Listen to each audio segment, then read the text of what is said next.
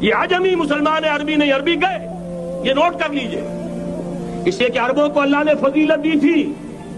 محمد ان میں سے تھے صلی اللہ علیہ وسلم، یہ رتبہ بلند ملا جن کو مل گیا۔ لیکن ساتھ ہی اللہ نے دھمکی بھی دے دی تھی سورہ محمد میں، ان تتولوا یستبدل قوما غیرکم، اگر تم پیٹھ دکھا دو گے اس مشن کو جو ہم نے تمہارے حوالے کیا ہے، تمہیں ہٹائیں گے، کسی اور کو لے آئیں گے۔ اور یہ بات ہو چکی ہے 13ویں صدی عیسوی میں، 1258 میں، جب سقوط بغداد ہوا ہے، عربوں کے ہاتھ سے عالم اسلام کی قیادت چھین لی گئی،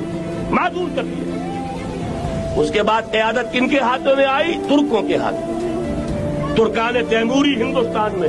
ترکان صفوی ایران میں، ترکان سلجوقی مڈل ایسٹ میں، اور ترکان عثمانی کا تو کہنا ہی کیا ہے، وہ ایشیا مائنر سے چل کر آپ کو معلوم ہے کہ مشرقی یورپ کا کتنا بڑا علاقہ، دی گریٹ آٹومان امپائر